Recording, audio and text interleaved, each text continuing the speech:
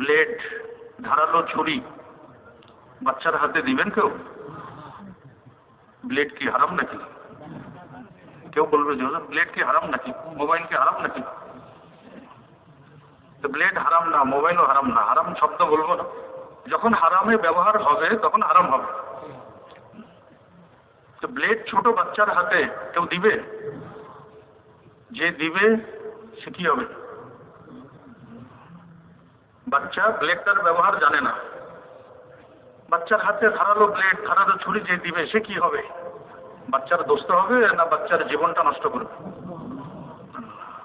বাচ্চার জীবনটা নষ্ট। যে ব্যক্তি মোবাইলের গুনাহ থেকে বাঁচতে পারে না, সে মোবাইল নেওয়া বা তাকে মোবাইল দেওয়া তাকে জুলুম করা। এখানে একটা মোবারক মজলিসে বসছি, এখানে বসে আমরা একটু একা একা চিন্তা করি যে আমার যে মোবাইলটা আছে এই মোবাইলটাকে আমাকে আল্লাহ তাআলা থেকে কোনো সময় দূরে সরাইছে কিনা। এটা যদি আমরা নিজেরা চিন্তা করি তো কিছুক্ষণের জন্য একটু নীরব হয়ে যেতে হবে। আমার হযরত ওয়ালা আরিফ বিল্লাহ হযরত শাহ হাকিম মোহাম্মদ আখতার সাহেব রহমতুল্লাহ আলাইহি হযরত অনেক লোককে চাকরি ছাড়াইছেন, চাকরি করতো, চাকরি ছাড়াই দিয়েছেন হযরত। সে লিখছে যে হযরত আমি অফিসের কাজে ইন্টারনেট ব্যবহার করতে হয়, কিন্তু সারাক্ষণ তো আর অফিসের কাজ করি না, যখন সময় সুযোগ পাই তখন কম্পিউটার দিয়ে ইন্টারনেট দিয়ে আমি ক্ষতিগ্রস্ত হই। হযরত প্রথমে ওজিফা দিয়েছেন, আমল দিয়েছেন, এরপরে জানাইতে বলছেন। নির্ধারিত সময় পরে সে জানাইছে, ফায়দা হয়নি, তার ক্ষতি, ইন্টারনেট দিয়ে সে ক্ষতিগ্রস্ত হচ্ছে, চোখ অপরাধী হয়ে যাচ্ছে। হযরত বলছেন চাকরি ছেড়ে দাও। আমাদের দেশেও অনেক ক্ষেত্রে আছে ধর্মের নামে অধর্ম, ধর্মের নামে অধর্ম, সংস্কৃতির নামে অপসংস্কৃতি, শিক্ষার নামে কুশিক্ষা, শিক্ষার নামে কুশিক্ষা, ধর্মের নামে অধর্ম, সংস্কৃতির নামে অপসংস্কৃতি। এসব কিছু পেয়ে যাবেন মোবাইলের ভিতরে। নাম হইল শিক্ষা, কিন্তু শিখাবে কুশিক্ষা।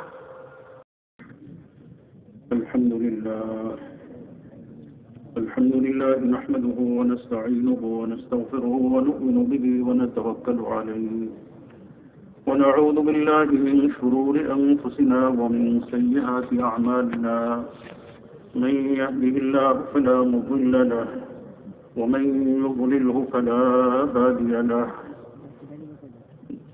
وأشهد أن لا إله إلا الله وحده لا شريك له وأشهد أن سيدنا ومولانا محمدا عبده ورسوله صلى الله تعالى عليه وعلى آله وأصحابه وبارك وسلم تسليما كثيرا كثيرا. أما بعد فقد قال الله سبحانه وتعالى وعاشروهن بالمعروف إلى آخر الآية. وقال الله سبحانه وتعالى وأنكحوا الأيام منكم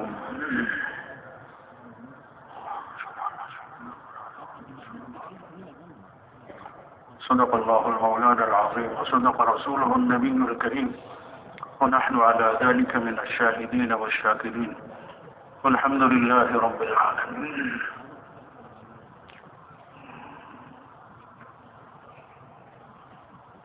উপস্থাপক ঘোষক সাহেব বিষয়বস্তু শুনেছেন।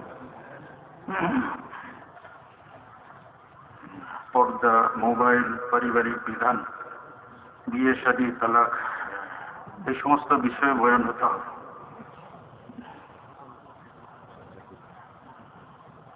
জমানাটা ফিতনার জমানা, জমানাটা ফিতনার জমানা। কত ধরনের ফিতনা যে আসে এটা যে ওলামা ইকরামও গুণে শেষ করতে পারেন না। ফিতনা আসে খাহেশাতে নফসানির কারণে, রিপুর তাড়না, খাহেশাতে নফসানির থেকে ফিতনা উঠে। খাহেশাতের কোনো নিয়ম কানুন আছে? সুন্নতের নিয়ম কানুন আছে, বেদাতের নিয়ম কানুন নাই। বেদাত যে কত প্রকার, কত কিসিমের, ওলামা ইকরাম উসুল তো বয়ান করছেন কিন্তু গুণে শেষ করতে পারেন না। এক এক অঞ্চলে এক এক রকম বিদআত।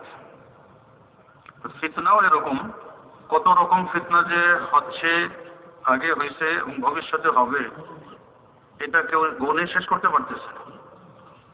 এই জন্য আম শব্দ দিয়ে ফিতনা থেকে পানাহ চাওয়া হয়েছে, সাদা আম শব্দ। আউযু বিকা মিনাল ফিতানি কুল্লিহা মা যাহারা মিনহা ওয়া মা বাতান। তাআউযু বিল্লাহি মিনাল ফিতান কুল্লিহা মা যাহারা মিনহা ওয়া মা বাতান। সব ফিতনা থেকে আল্লাহ পাকের কাছে পানাহ চাও। অথবা আমি পানাহ চাইতেছি সব ধরনের ফিতনা থেকে, গোপন এবং প্রকাশ্যে ফিতনা, মা যাহারা মিনহা ওয়া মা বাতান। যতই জমানা নবুয়তের জমানা থেকে দূরে সরতেছে, ফিতনা বাড়তেছে। ফিতনা বলে গুনার উৎসকে, যেখান থেকে গুনাহ পয়দা হয় সেটা ফিতনা। অথবা হক ও বাতিল যখন অস্পষ্ট হয়ে যায় তখন ফিতনা হয়। যার সামনে যার কাছে হক ও বাতিল অস্পষ্ট হবে তার জন্য ফিতনা হবে, যার কাছে অস্পষ্ট হবে না সেটা ফিতনাও হবে না। আল্লাহ তাআলা এই উম্মতের মধ্যে ফিতনা আনেন, বিভিন্ন সময় ফিতনা আনেন আল্লাহ পাক। ফিতনা দিয়ে মুখলিস আর মুনাফিক চিহ্নিত হয়ে যায়। ফিতনা যখন আসে, তো ফিতনা আসার পরে কিছু মানুষ ফিতনায় আক্রান্ত হয়, আর কিছু মানুষ ফিতনার জমানায়ও নিরাপদে থাকে। আল্লাহ ফয়জুল বারীতে ফিতনা তারিফ করছেন, মা ইয়াতামাইয়াজু বিহাল মুখলিসু মিন গায়রিল মুখলিস। মা ইয়াতামাইয়াজু বিহাল মুখলিসু মিন গায়রিল মুখলিস। ফিতনা এমন জিনিস যেটা দিয়ে মুখলিস গায়রে মুখলিস চিহ্নিত হয়, পার্থক্য হয়। আল্লাহ তাআলা ফিতনা আনান, উম্মতের মধ্যে ফিতনা আসে। ওয়া নাবলুকুম বিল খাইরি ওয়াশ শাররি ফিতনা। আল্লাহ তাআলা ভালো মন্দ দুইটা মানুষের সামনে আনেন ফিতনা হিসাবে, পরীক্ষা হিসাবে। প্রত্যেক জমানায় ফিতনা থাকে, এক এক জমানার এক একটা বিশেষ ফিতনা থাকে, এক এক জমানার এক একটা বিশেষ ফিতনা থাকে। এই জমানার ফিতনাটা কি? এক বুজুর্গের কথা দিয়ে শুরু করি। এক बुजुर्ग बोलते हैं हर जमाने का एक फितना होता है, हर जमाने का एक फितना होता है। इस जमाने का फितना ये बुलबुली है। बुलबुली देखाइले ना चिंता ना, हाँ जामर का सकता डुके। हर जमाने का एक फितना होता है, इस जमाने का फितना ये बुलबुली बुलबुली है। ये बुजुर्ग शब्द बोलते हैं, इस जमाने का फितना ये बुलबुली। সব জমানায় ফিতনা হয়, তো এই জমানার ফিতনা হলো, চিনছেন তো, বড়টা আর মারাত্মক। আর জমানার এক ফিতনা হয়, এই জমানার ফিতনা এটা। বাহিরে, এটার বাহিরে তো মানুষ একটা দুটা ফিতনায় পড়ে, কিন্তু এটা যদি হয় তো সব ধরনের ফিতনায় আক্রান্ত হওয়ার সামান হয়ে গেছে। যত ধরনের ফিতনা আছে সব ফিতনা এটার ভিতরে আছে, চিনছেন? এগুলো চিনছেন? সব ফিতনা এটার মধ্যে আছে। এটা যে দুনিয়াতে কি কি ঘটনা ঘটাইছে এটার ইতিহাস যদি বলা শুরু করে তো ইতিহাসই হবে, বয়ান হবে না। ফিতনা যখন এটার মধ্যে ঢুকছে, এখন এটা সতর্কতার সাথে নিতে হবে না? সতর্কতার সাথে নিতে হবে। ব্লেড, ধারালো ছুরি বাচ্চার হাতে দিবেন কেউ? ব্লেড কি হারাম নাকি? কেউ বলবে যে ব্লেড কি হারাম নাকি, মোবাইল কি হারাম নাকি? তো ব্লেড হারাম না, মোবাইলও হারাম না, হারাম শব্দ বলবো না। যখন হারামে ব্যবহার হবে তখন হারাম হবে। তো ব্লেড ছোট বাচ্চার হাতে কেউ দিবে? যে দিবে সে কি হবে? বাচ্চা ব্লেডটার ব্যবহার জানে না। বাচ্চার হাতে ধারালো ব্লেড, ধারালো ছুরি যে দিবে সে কি হবে? বাচ্চার দোস্ত হবে না বাচ্চার জীবনটা নষ্ট করবে? বাচ্চার জীবনটা নষ্ট। যে ব্যক্তি মোবাইলের গুনাহ থেকে বাঁচতে পারে না, সে মোবাইল নেওয়া বা তাকে মোবাইল দেওয়া তাকে জুলুম করা। ব্লেড দিলে, বাচ্চার হাতে যে ব্লেড দিলে কি হয়, এটা আমি এখনো উপলব্ধি করি। আমার শরীরে একটা বড় কাটার দাগ আছে। ছোট বয়সে, একবারে ছোট বয়সে 5 বছরের নিচে, তখন দুই বাচ্চা, আরেক বাচ্চা প্রতিবেশী এক বাচ্চার সাথে খেলতে গেছিল। তো ওই বাচ্চার হাতে ধারালো ব্লেড ছিল। তো দুজনের কথাবার্তা কি যে হয়েছে, সে ব্লেড দিয়ে যে আমরা এমনভাবে লাগাইছে, রক্তাক্ত হয়ে গেছে। আমার মা বাবা আমাকে নিয়ে হাসপাতাল দৌড়াইতে হয়েছে, গামছা দিয়ে পেঁচাইছে আমাকে, তারপরও রক্ত বের হচ্ছে। তো সেই দাগ এখনো শরীরে আছে। দাগ এটা ভালো হয়নি। সে বাচ্চা নাবালেগ ছিল, তার কোনো গুনাহ হবে না, কিন্তু ওই বাচ্চার হাতে ব্লেড যাওয়ার পরে সে কি ঘটাইছে, কি কাণ্ডটা, আরেকজনের বাচ্চার শরীরে 4 আঙ্গুল কেটে ফেলছে সে। যে মোবাইলের সঠিক ব্যবহার জানে না, নিজেকে নিয়ন্ত্রণ করতে পারে না, সে মোবাইল কেনা, মোবাইল ব্যবহার করা এরকম জুলুম। কত বিয়ে শাদী ভাঙছে না এই মোবাইলে? কত বিয়ে শাদী হয়েছেও মোবাইল দিয়ে, আবার ভাঙছেও মোবাইল দিয়ে। আচ্ছা, সবাই এখানে একটা মোবারক মজলিসে বসছি, এখানে বসে আমরা একটু একা একা চিন্তা করি যে আমার যে মোবাইলটা আছে, এই মোবাইলটাকে আমাকে আল্লাহ তাআলা থেকে কোনো সময় দূরে সরাইছে কিনা। এটা যদি আমরা নিজেরা চিন্তা করি, তো কিছুক্ষণের জন্য একটু নীরব হয়ে যেতে হবে। আমার হযরত ওয়ালা আরিফ বিল্লাহ হযরত শাহ হাকিম মোহাম্মদ আখতার সাহেব রহমতুল্লাহ আলী হযরত অনেক লোককে চাকরি ছাড়াইছে, চাকরি করতো, চাকরি ছাড়াই দিয়েছেন হযরত। সে লিখছে, হযরত আমি অফিসের কাজে ইন্টারনেট ব্যবহার করতে হয়, কিন্তু সারাক্ষণ তো আর অফিসের কাজ করি না, যখন সময় সুযোগ পাই তখন কম্পিউটার দিয়ে, ইন্টারনেট দিয়ে আমি ক্ষতিগ্রস্ত হই। হযরত প্রথমে ওজিফা দিচ্ছেন, আমল দিচ্ছেন, এরপরে জানাইতে বলছেন। নির্ধারিত সময় পরে সে জানাইছে, ফায়দা হয়নি, তার ক্ষতি, ইন্টারনেট দিয়ে সে ক্ষতিগ্রস্ত হচ্ছে, চোখ অপরাধী হয়ে যাচ্ছে। হযরত বলছেন চাকরি ছেড়ে দাও। কিছু কিছু মানুষকে হযরত চাকরিও ছাড়াইছে। আমরা তো ডরে যেত যে মোবাইলের জন্য একজনের হালাল কামাইয়ের চাকরি ছাড়াইতে বলবো, এটা বলতে আমরা নিজেরা ভয় পেয়ে যেতাম। কিন্তু হযরত সাড়ে সাথের সাথে ওরা শান্ত চিত্তে হযরত বলছেন চাকরি ছেড়ে দাও। তো বেশিরভাগ লোকে ছেড়ে দিচ্ছে। যারা এই চিঠি লিখছেন হযরতকে, তারা চাকরি ছেড়ে অন্য চাকরি তালাশ করছে যেখানে তার ঈমান আমল নিরাপদ ছিল। আল্লাহ, ইউরোপ আমেরিকায় অনেক ফিতনা আছে। দুনিয়ার যত ফিতনা ইউরোপ আমেরিকা থেকে উঠে। আল্লাহ, আমাদের দেশেও অনেক ফিতনা আছে। ধর্মের নামে অধর্ম, ধর্মের নামে অধর্ম, সংস্কৃতির নামে অপসংস্কৃতি, শিক্ষার নামে কুশিক্ষা, শিক্ষার নামে কুশিক্ষা, ধর্মের নামে অধর্ম, সংস্কৃতির নামে অপসংস্কৃতি। এসব কিছু পেয়ে যাবেন মোবাইলের ভিতরে। নাম হইল শিক্ষা, কিন্তু শিখাবে কুশিক্ষা। নাম হবে সংস্কৃতি, কিন্তু শিখাবে অপসংস্কৃতি, যেটা দিয়ে দিল মুর্দা হয়ে যায়। বছরকে বছর ধরে শেখের ওজিফা পালন করছে, সে ওজিফা দিয়ে নূর পয়দা হয়েছে, সে নূর একদিন মোবাইলে একদিনই নষ্ট হয়ে গেছে। এরকম একটা দুটো না, আল্লাহ আল্লাহরা বলতে পারবেন কি পরিমাণ। আপনাকে সবার কাছে কি মানুষে বলে নাকি? যারা শেখ মুসলিম, হাজারো মানুষের ইসলাহি খিদমত যারা করেন, এই গোপন রোগগুলো তাদের কাছে গিয়ে বলে। বুজুর্গরা এলান দেন, যদি এমন গুনাহ হয় যেটা নিজে নিজে তওবা করে ফেলতে পারে, আর কোনো সময় হয় না, একবার গুনাহ হয়েছে, তওবা করে ফেলছে, সমাধান হয়ে গেছে, এই গুনাহটা বারবার আর হয় না। কিন্তু যে গুনাহটা বারবার হয়, বারবার তওবা ভাঙে, সেই গুনাহটা নিজে নিজে সংশোধন হবে না, সেটা শায়েখের কাছে জানাইতে হবে।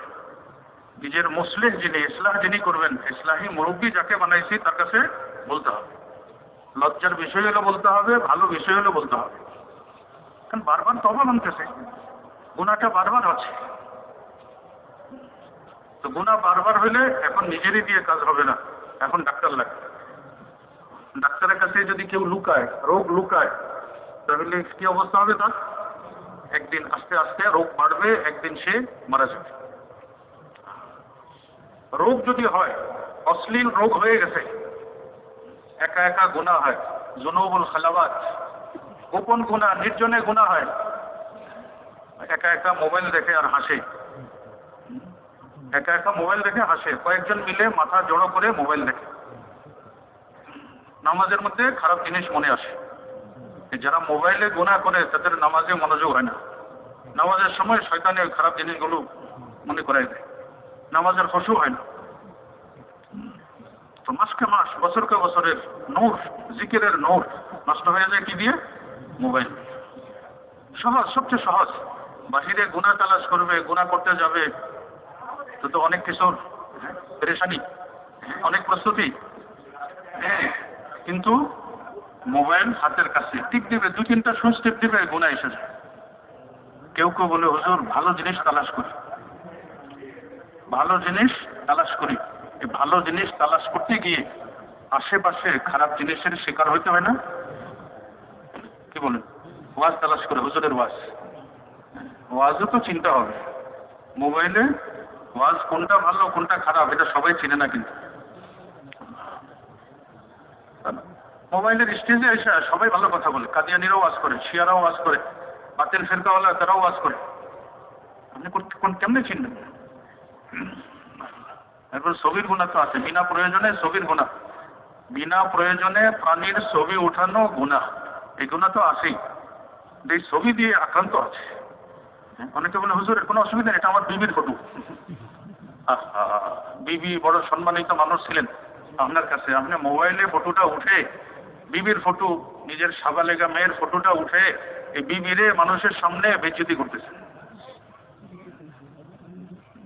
মসজিদে হারামে, মসজিদে হারামে নামাজের কাতারে বসা, তো পাশের মুসল্লি উনি মোবাইল খুলছে, তাকে বললাম বন্ধ করে নিন। তো উনি বললেন হুজুর এটা আমার বিবি, আর কেউ না। আপনার বিবি, আমার তো কিছু না, আমার কি জন্য দেখেন? এইবারে বুঝছে, এবারে আড়াল করছে। তার বিবি দেশে আছে, পর্দার সাথে আছে, কিন্তু সে মোবাইলে নিয়ে এখন বিবিরে বিভিন্ন জনের কাছে ইচ্ছায় অনিচ্ছায় দেখায়, দেখায় বিবিরে বেজ্জতি করলো না?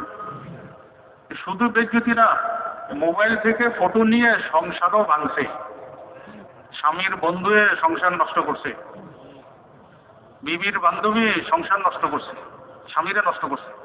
কি বলে বান্ধবীর দোষ, বান্ধবী আমার স্বামীরে সর্বনাশ করছে, আর স্বামীরে আপনাদের সর্বনাশ করছে। তো বান্ধবীর ফটো পাইছে কোথায়? মোবাইল, মোবাইল, ওয়াইল, ওয়াইল, একটা ওয়াইল। এটা আসছে পাশ্চাত্য থেকে, সব শুরুর খাবায়েস নিয়ে আসছে। এটাকে ফিতনা মুক্ত করা, নিরাপদে রাখা সবার কাজ না, অল্প সংখ্যক মানুষে পারবে এটাকে নিরাপদে রাখতে। হ্যাঁ প্রয়োজন আছে, কিছু ফায়দা আছে মোবাইলের। মোবাইলের কি কি ফায়দা এত বয়ান করলে আর এখানে সময় শেষ হয়ে যায়। আর মোবাইলের ক্ষতিও আছে। ফায়দা আর ক্ষতি দুটা যখন এক জায়গায় জমা হয়, কোনটার দিকে বেশি নজর রাখতে হবে? ক্ষতির দিকে, ক্ষতির দিকে নজর রাখতে হবে। ক্ষতি না হয়, দাফয়ে মাযাররাত জালবে মানফাত, উলামা ইকরাম জানেন এটার অর্থ। এটা হলো ফায়দা টানে আনা, আরেকটা হলো ক্ষতি দূর করা। দাফয়ে মাযাররাত, তো দাফয়ে মাযাররাত আগে, আর ফায়দা টেনে আনা পরে। আগে ক্ষতি দূর করতে হবে। যে ওষুধ খেলে পরে ক্ষতিও হয় লাভও হয়, সহজে খায় না। বিপদে না পড়লে এই ওষুধ কেউ খায় না, বিপদে না পড়লে এই ওষুধ কেউ খায় না। এই জন্য মেহরবানি করে আল্লাহ তাআলার সাথে একটু কথা বলা দরকার, আল্লাহ পাকের সাথে একটু কথা বলা দরকার যে আমার মোবাইলটা যে আছে, এই মোবাইলে আল্লাহ পাকের থেকে দূরে সরাচ্ছি কিনা। প্রত্যেকের মুহাসাবা নিজে করা দরকার। যারা বড় কাজ করে, ব্যবসা বাণিজ্য করে, কাগজপত্র আনা নেওয়া করতে হবে, হোয়াটসঅ্যাপ চালায় অনেকে। আমাকে মুফতি সাহেবের থেকে ব্যস্ত মানুষ আছে নাকি? মুফতি সাহেব অনেক ব্যস্ত মানুষ না? তো মুফতি সাহেব নিজে এখনো মোবাইল ব্যবহার করে না। এই যে টাচ মোবাইল নাই ওনার, দেশেও না বিদেশেও না নাই। বরং ওনার ফ্যামিলিতে যদি কারো আত্মীয় স্বজনদের মধ্যে কারো যদি মোবাইল দেখেন, উনি পেরেশান হয়ে যায়, অস্থির হয়ে যায় যে আমার ঘরে আমার আত্মীয় স্বজনের মধ্যে কেন আসলো। মাদ্রাসার প্রয়োজন, তো অফিসে দিয়ে দিয়েছেন, অফিস ওনারা যোগাযোগ করে, কম্পিউটার দিয়ে নির্ধারিত সময় যোগাযোগ করে। কিন্তু ব্যক্তিগতভাবে উনি এখনো ব্যবহার করেন। এই মাহফিলটা সরাসরি চালাবেন কিনা উনি এটা চেষ্টা করছেন। মাসলা তো উনিও জানেন, কিন্তু বিভিন্ন দারুল ইফতায় প্রশ্ন রাখছেন যে আমার এই মাহফিলের বয়ানটা সরাসরি প্রচার করতে পারবো কিনা মোবাইল, এটা উনি বিভিন্ন জায়গায় জিজ্ঞাসা করছেন। এটা ছাড়াও জীবন চলবে। কেউ যদি চালাইতে চায় জীবন চলবে, গুনাহ থেকে বেঁচে যাবে। যাদের ঠেকা তারা নিজের শেখ মুসলিম মুরব্বীর সাথে মশওয়ারা করে চালাবে। আর আমি আমার তালিব ইলমদেরকে একটা কথা বলি, এটা শুনি। কোনো ছাত্রের কাছে বা নিজের আপন কারো কাছে মোবাইল দেখলে আমি বলি যে তোমার মোবাইলটাকে আমাকে এখন দেখাইতে পারবে প্রস্তুতি ছাড়া? তো কেউ কেউ বলছে হুজুর দেখাইতে পারবে। দেখেন যা মনে চায় সব কোনাকানি খুলে দেখাইতে পারবে? কাহা দেখাইতে পারবে। কিছু মানুষ এরকম আছে, আর অনেকে নীরব থাকছে। মোবাইলটা দেখাইতে পারবা? নীরব, কথা বলে না। হুজুরের মোবাইলটা দেখাবো, কেমনে দেখাবো? একটু প্রস্তুতি লাগবে। কিছু কোনাকানি বন্ধ করতে হবে, আবার কিছু ডিলিট করতে হবে। না না, মালাকুল মউত যখন আসবে তখন কি আপনারা মোবাইলটা ভাঁজ করার সময় দিবে? আচ্ছা, মোবাইলের মধ্যে গুনার জিনিস ঢুকাইছেন, মালাকুল মউত আসছে, চলে গেছেন, মৃত্যুর সাথে সাথে মোবাইলের গুনারগুলো কি আছে না রয়ে গেছে? আপনি তো কবরে চলে গেছেন, আপনার গুনাহ বন্ধ হয়ে গেছে, কিন্তু মোবাইলে খারাপ জিনিস রয়ে গেছে, আপনার বানানো সংগ্রহ করা খারাপ জিনিস রয়ে গেছে। গুনাহে জারিয়া হলো আর কি। কি হলো এটা? গুনাহে জারিয়া। সত্যে জারিয়া যেরকম গুনাহে জারিয়া। এই জন্য মোবাইল বিষয়ে আল্লাহ তাআলাকে খুব ভয় করা দরকার। মোবাইলের বিষয়ে খুব ভয় করা দরকার। যে কোনো সময় মওত হতে পারে, আপনার মোবাইলটা মৃত্যুর জন্য প্রস্তুত কিনা, আপনি মোবাইলের বর্তমান অবস্থা রেখে মৃত্যুর জন্য প্রস্তুত কিনা একটু চিন্তা করে না। বুজুর্গরা মেহনত করেন আমাদের ইসলাম তরবিয়তের জন্য, অনেক বয়ান শোনান, অনেক নসিহত করেন, অনেক সবক দেন, কিন্তু বুজুর্গদের অভিজ্ঞতা হলো যে অনেক ফায়দা নষ্ট হয়ে যায় মোবাইলের কারণে। পড়াশোনা করে জিকির তিলাওয়াত করে যতটুকু ফায়দা হলো মোবাইল দিয়ে নষ্ট হয়ে গেছে।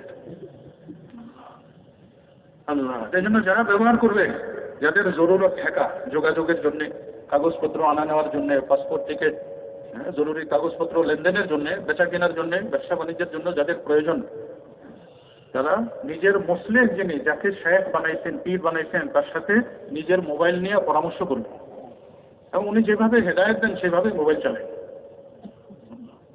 তালিব ইলম, যারা তালিব ইলম তারা তো মোবাইল থেকে কানে ধরে তওবা করবে, কানে ধরে কান ডলে লাল করে ফেলবে তওবা করতে করতে, তারপরে গিয়ে লেখাপড়া হবে। আজ পর্যন্ত কেউ কোনো তালিব ইলম দেখাইতে পারবে না যে মোবাইল আসক্ত আর সে ভালো ছাত্র, শিক্ষকদের কাছে ভালো ছাত্র কেউ দেখাইতে পারবে না। আল্লাহ, বহু বিয়ে শাদী ভাঙছে। বিয়ে শাদী এত বড় জিনিস, এত দামি জিনিস, কিন্তু মোবাইলে সর্বনাশ করে। এই জন্য মোবাইল দরকার লাগলে ছোটটা দিয়ে না, এই বড়টা দিয়ে নিজ হাতে নিজের বিবিকে, মেয়েকে নষ্ট করেন না। অনেক মা বাবা কানে ধরে কাঁদছে, যে আমি কেন দিলাম মেয়েদের মোবাইলটা। এই জমানায় কোনো চিন্তা করা দরকার মোবাইল। সবচেয়ে বড় ওয়াবাল মোবাইলের দাম্পত্য জীবন, দাম্পত্য সম্পর্ক। স্বামী স্ত্রীর সম্পর্ক যত ভালো হবে দাম্পত্য জীবনটা তত সুখের হবে। স্বামী স্ত্রীর সম্পর্ক দুর্বল হয়ে যায় মোবাইল দিয়ে। বাহিরেও মোবাইল, বাহিরে বন্ধু বান্ধব, ঘরে আসছে ঘরে এসে মোবাইল নিয়ে বসে থাকে, বিবি নারাজ। কিন্তু ঘরে আসছে, ঘরে এসেও মোবাইল নিয়ে ব্যস্ত। অনেক মহিলা তো বলছেও স্বামীকে যে তাহলে আর আমাদের বিয়ে করছে কেন, মোবাইল দিয়ে বিয়ে করলেই তো হতো। এগুলো অসহনীয় কষ্ট। আপনি বাহিরে বসে বসে মোবাইল চালান, কিন্তু আপনার বিবি তো ঘরে আপনার জন্য অপেক্ষা করতেছে। বাহিরে প্রয়োজন শেষ হওয়ার পরে যে তাড়াতাড়ি ঘরে আসে সে অনেক ফিতনা থেকে বেঁচে যাবে, অনেক ফিতনা থেকে বেঁচে যাবে। যারা কাজ শেষ হওয়ার পরেও বাহিরে বসে থাকে তারা সময় নষ্ট করে আর নিজের বিবিকে, ছেলে মেয়েদেরকে কষ্ট দেয়। আপনি বিবির কাছে সময় দেন, যত বেশি সময় দিবেন গুনাহ হবে না। কিন্তু বাহিরে প্রয়োজন আছে, প্রয়োজন শেষ হওয়ার পরে বাহিরে সময় কাটান, গল্প করেন, ক্লাবে বাজারে সময় দেন। চা দোকানে বসে বসে লম্বা চা এক কাপ খাইতে লাগে কয়েক মিনিট, কিন্তু আমাদের দেশে গ্রামে গঞ্জে চায়ের কাপ শেষে হয়নি, এটা আধা ঘন্টা লাগে চা খেতে। চায়ের কাপের উপর দিয়ে টেলিভিশন একটা লাগানো থাকে, পিস দিয়ে বসেন, পিস দিয়ে। চা দোকানে টেলিভিশন থাকলে কেমনে বসবেন? পিস দিয়ে। ওই দোকানে যদি চা খেতেই হয়, ওই দোকানের চা যদি প্রয়োজন হয় তো পিস দিয়ে বসে। পিস দিয়ে বসলে কিছুটা রক্ষা হবে। যেন সবাই মোবাইলের ব্যাপারে চিন্তা করে এবং যার যার শেখ মুরব্বীর মেজাজ, নিজের শেখের রুচি, পছন্দ, রাহনুমাই, পথ নির্দেশনা এটা অনুকরণ